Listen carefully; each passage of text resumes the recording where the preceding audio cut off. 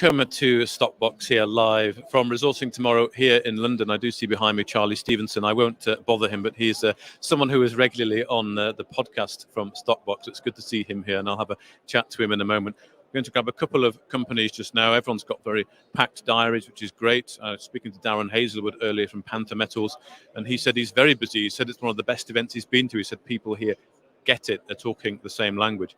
Anyway, let's walk down this row first of all. There's quite a few suppliers here. So you've got here sort of a geochemical laboratory services. Looks like they've got some quite fancy things there. So maybe it could be interesting to chat to those guys. There are other suppliers here, but we do want to have a quick chat to Minera Alamos. So hello, Doug, the president of Minera. How are you doing? I'm good. Good. Well, thank you very much for joining me today. We are live on Stockbox and Resourcing Tomorrow. Could you perhaps give us the elevator pitch of the company, the high-level overview? Yeah, no, absolutely. We're a mine developer. We specialize in low capital intensity mines, which I think was a smart business model before an inflationary environment, and even more so now. We're pretty insulated. We've operated in Mexico for 14 years now as a team, Minera for the last 5 or 6 years. We built one mine, $10 million capex. The next mine we hope to have permitted next year is a $25 million capex, 60,000 ounce a year operation. We have leading industry mineral capital intensity for our projects. We're very proud of that. We're proud of being a company actually wanting to build. I think we don't have enough mine builders in this space, and we're one of them. And excited to deliver a solid gold production profile for our shareholders for many years to come. And what's the current market cap of the company? We're about 130 million Canadian. Okay. We got about $20 million in working capital, and well set for growth 2024 and beyond. Okay. So you've got one in production, did you say, at the moment? Or? Yeah, minor production. I mean, it's just getting up and running. We certainly had there are a lot of challenges facing exploration companies, and that's getting lucky with Mother Nature. I mean, mining has its own challenges, and we certainly faced those. There was a 3-year, we got it up and running, after building it in the middle of a pandemic on budget. And then a 3-year drought hit northern Mexico and southern California, which meant after ramping up production, we actually made a bold but correct decision to scale back mining, which no one wanted to see, but it was the right decision. It protected the balance sheet, which is now still solid. And we're ready to expand production again in 2024. And even at a modest rate of 20,000 ounces a year at our first operation, it will spit out its initial capex of 10 million Canadian every year in free cash flow. So we're in a market right now where companies are starving for capital, being self-sufficient and self-funding, takes a lot of pressure off people like me, because I'm not looking for money. I'm looking for an interested ear for an interesting story, and that's what I think we have. Okay, so you're not looking for money per se. You're looking for an interesting story. You've got a free cash flow of 10 million Canadian. Yeah, I mean, that's what we should be looking at in 2024, and then with the second mine coming on, we get up to about 85,000 ounces of annual production, and we should be spitting off, north of $40 million in free cash. So, about roughly a third of our current market cap in free cash. That's really important for a growth story like us, and reinvesting into the business model, see how much we can grow the next iteration of production in the company. Well, you said you're a mine builder, and there's not many of them. I mean, it is tough at the moment, I think, in the sector in general. How are you finding it actually raising capital that you needed and the environment for building mines? Yeah, I mean, I think the big concern for equity shareholders is, am I going to be diluted? And I said to people a few months ago, it's amazing. When I bought my stake in the company, a 2% stake alongside all our other shareholders. When you own a meaningful stake in a company, you're much more averse to dilution. And I think there's a lot of companies where maybe there isn't that management alignment with their shareholders, and they don't care quite perhaps so much. But the next mine that we've got, Cerro de Oro in northern Zacatecas, I can't control the permitting outcome, but I could control how we were going to fund it when we build it. It's modest capex, $25 million. We've got a 100% single source, non-equity funding package for that. So upon receipt of permits, we're ready to go. There'll be no nasty surprises for our shareholders. Fully funded. Yeah, so a combination of debt and royalty upon receipt of those permits. There's nothing worse than being a shareholder of a company and having great news, and then 2 weeks later, now the funding for it needs to happen, and it normally comes at a cost. So always trying to think ahead on those things, and you try to plan as best you can for all outcomes. And 2023 was a year that we'd like to put behind us, but I think 2024 and beyond is looking up. So key milestones then, what's coming up in 2024? You want to get into free cash flow properly on the one that's sort of semi-producing, and then what's the stage with the other one in terms of getting it to that mine build stage? Yeah, so we're waiting on a permit amendment, not a full permit, just an amendment to our existing permit that will allow the first operation to get up to kind of where we want it to be, to spit out that kind of free cash. We're hoping to get permits back for our second operation before the break for the federal elections in Mexico in July.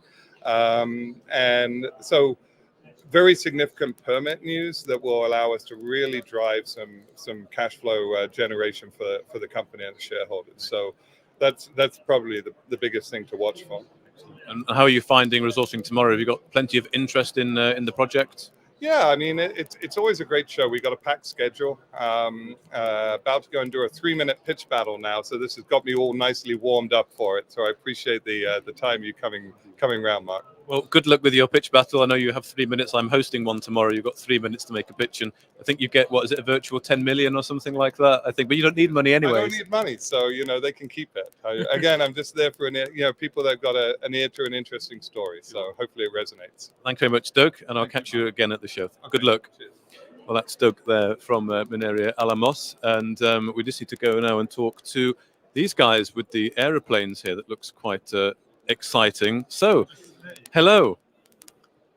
Yeah, nice to meet you. So tell me a little bit about Xcalibur Multiphysics, what the company does. So Xcalibur is an airborne geophysical company. We're the biggest in the world. We do jobs for governments, oil and gas, mining industries, engineering, geothermal, anything really that helps companies or governments explore for these sort of resources that they're looking for. And we're doing that all over the world. So we have offices everywhere. Our biggest offices are Madrid, Perth, Pretoria, Toronto, those sort of things, yeah. So it's airborne geophysics for the most part. So these are the aircraft here with... These are it, yeah.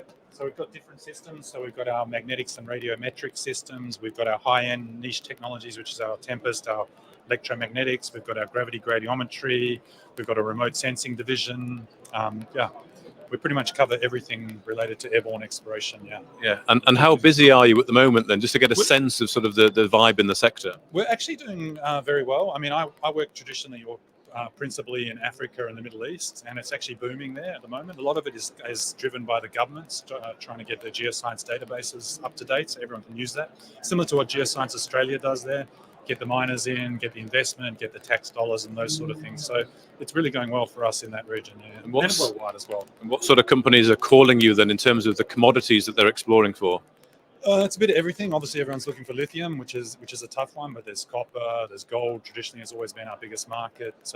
Everything really, base metals, the whole spectrum of commodities. Yeah. And in terms of being here for the next 3 days, is to presumably introduce the company to mining exploration companies. We're well known, so we don't always need introductions. It's always good to meet new people and get those introductions. But yeah, it's about getting our name out there, meeting people, really touching base with clients, those sort of things. Yeah. Have you got a fairly packed schedule?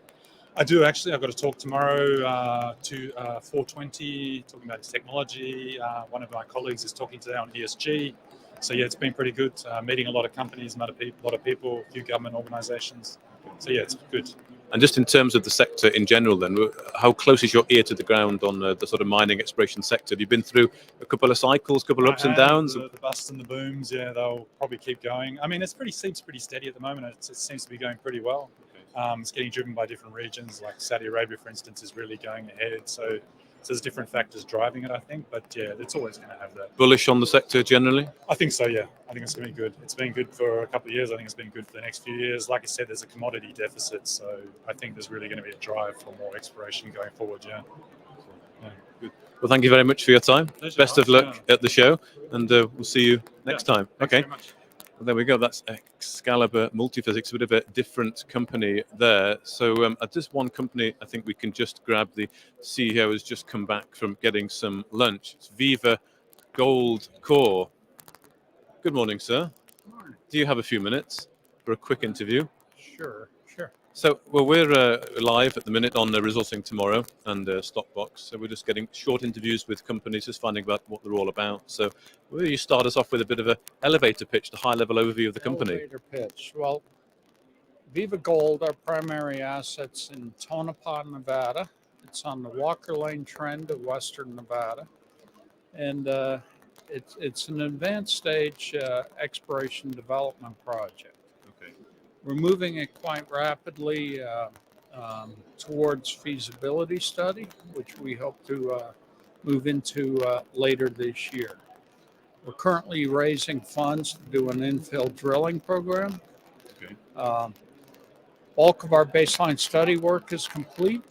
The metallurgy is very well advanced, and it is ready to go to feasibility. Okay.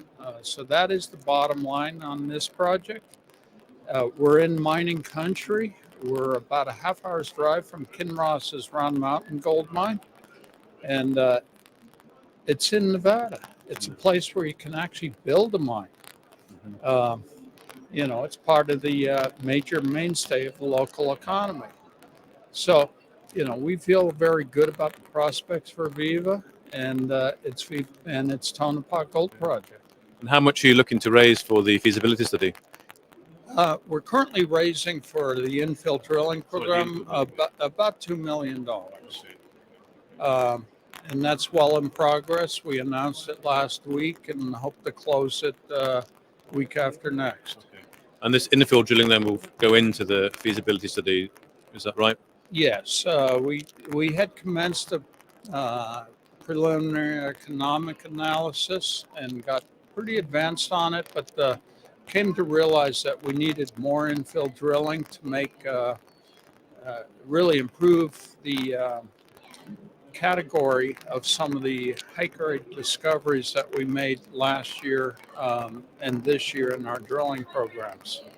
So bottom line is you do your work, you discover what you need to do on additional work, and that's where we're at.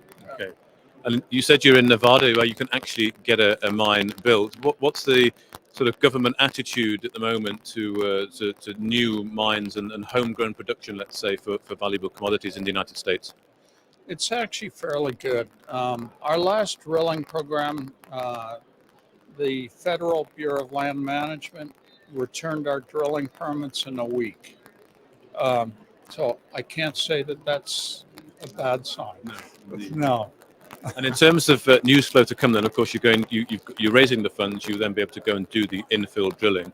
So have you got a timeline in mind for the infill drilling? Yeah, we should be able. It's a 22-hole, 3,000-meter program. We should be able to complete that in about 2 months, with an extra month for assay returns. Okay. Are you looking at quite a juicy Q1 next year, potentially? Yes. Okay. And that's all news flow. And then the forward-looking technical program on the basis of that work will be additional news flow. And the part of your presence being here at Resourcing Tomorrow, is that to look for capital investment or spread the word? What are you hoping to achieve over the next few days? Yes, all of that and more. We have a number of shareholders here we'll be talking to as well. So it's all part of really a biannual update on the London market. Well, thank you very much for your time today. You're the president and CEO, is that correct, of Viva Gold Corp? That is correct. And thank you very much. No, thank you very much. So good luck with the rest of the show, and probably see you around. So yes, that's a couple of, or 3 companies we spoke to there. It'd be nice to speak to these guys at some point as well. Lots of suppliers here. We've got PW Mining, who are mining equipment supplier. It looks like there's a big cat, picture of a nice big cat over there. And there's some consultants here as well, people looking to provide professional services in this space. Any of the premier African minerals shareholders, I know there are a lot of you out there. George Roach is here. I have not bumped into him yet, but stand by. As soon as I do, we will be hopefully getting him on camera. But for now, stand by on Stopbox. I think it's time to get some lunch, and just stay tuned for all the... Oh, speak of the devil, I see Mr. Roach behind the camera. I will find you in a moment, George. We are live at the moment on Stopbox. You're photobombing, but I will find you in a moment. We'll do a special interview. There we go. Well, that was well, imagine that. So yes, thank you very much for watching. Stay tuned on Stopbox for the rest of the day. If you enjoyed this interview, then give us a thumbs up, a like or a retweet. Subscribe to us on YouTube or follow us on Twitter and hit that notification bell to be the first to know when we release new content. There's loads of great content on our website too, across all our programs at stopboxmedia.com. Thank you for watching.